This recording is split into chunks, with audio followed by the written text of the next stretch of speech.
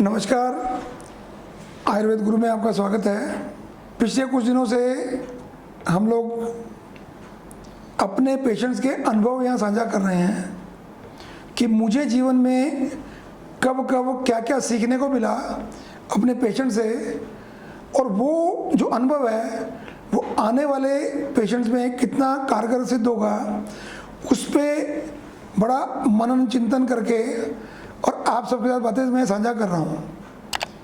दिन प्रतिदिन अपना अनुभव बढ़ रहा है, अपने चिकित्सा कार्य करने का ढंग बदल रहा है, इम्प्रोवाइजेशन हो रही है, इम्प्रूवमेंट हो रही है, सिस्टम में भी हो रही है, हॉस्पिटल में भी हो रही है, पूरे स्टाफ में भी हो रही है।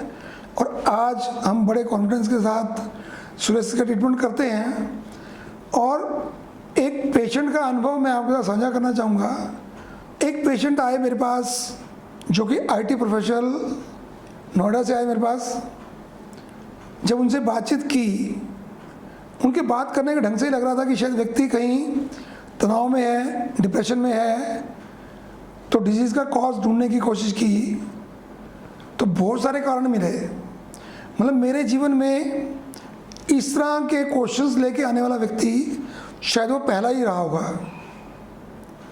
जब पता लगा, जब उनको मैंने एडमिट कर लिया यहीं पे, तो उनके पिताजी का भी फ़ोन आया। वो पेशेंट ने बात नहीं बताई थी, पर उनके पिताजी ने कहा कि इनकी शादी हो चुकी है पर फैमिली लाइफ ठीक नहीं है, सेपरेशन हुआ है और ये डिप्रेशन में है।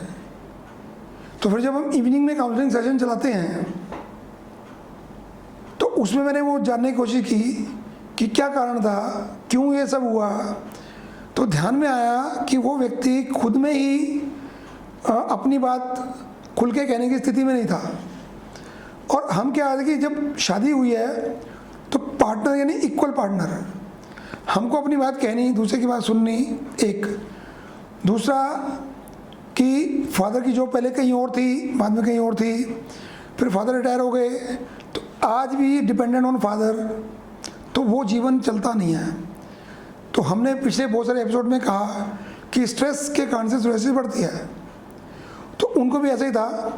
उनका हमने विवेचन किया, 7 से 10 दिन उनको यहाँ पे रखा, और जब रखा तो बहुत सारी काउंसलिंग में बहुत सारी बातें निकली, और जो बातें निकली वो उनको कहा कि इसको दूर करिए। पर उनकी एक जो बात मुझे और ध्यान में आई कि वो खाने के बड़े शौकीन व्यक्ति थे।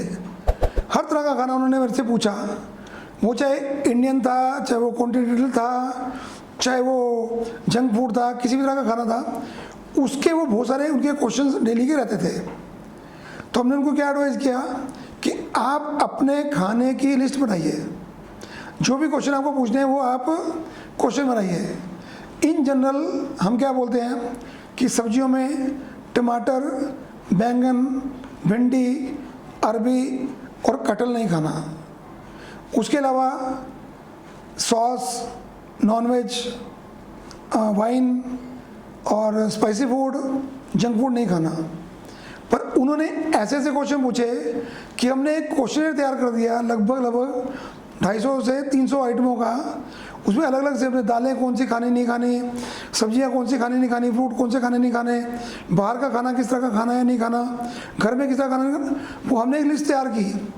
आज हम इन जनरल सब पेशेंट्स को वो लिस्ट शेयर करते हैं और उनसे पूछते हैं कि इनमें से कौन सा खाना आपके कल्चर में है या नहीं है।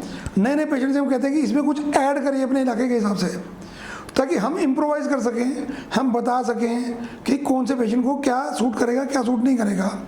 तो ये अपने आप में बहुत सारी बातें हैं। एक बात इसमें, एक पेशेंट की बात और जोड़ देता हूँ। इधर उत्तराखंड नैनीताल से एक पेशेंट थे, उनकी एज अच्छी थी। उन्होंने भी आता ये पूछा कि ये ठीक होगा कि नहीं होगा, और लॉकडाउन शुरू होने से पहले उनका ट्रीटमेंट शुरू किया था।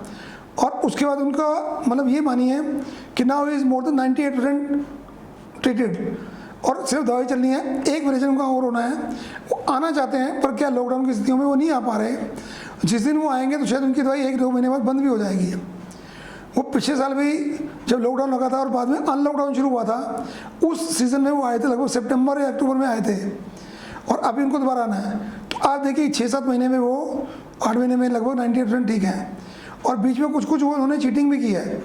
उनकी बेटी से मेरी बात हुई तो उन्होंने बताया कि थोड़ा थोड़ा वो अपने दोबारा सब चीज़ें खानी शुरू की हैं, पर वो चीज़ें बिल्कुल स्ट्रिक्टली मना करा दी हैं जिनसे सोरियासिस बढ़ने के चांसेस होते हैं।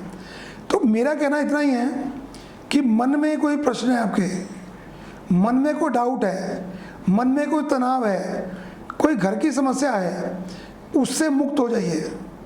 आप ठीक हो सकते हैं, अपने पे भरोसा करिए। कोई आपकी हेल्प नहीं कर सकता, सिर्फ आप अपनी हेल्प खुद कर सकते हैं। हम आपको सपोर्ट कर सकते हैं। मैं एक बड़ा कॉमन क्वेश्चन पूछता हूँ कि बीमार कौन है, तो पेशेंट बोलता है मैं हूँ। ठीक किसको होना है, पेशेंट बोलता है मुझे होना है।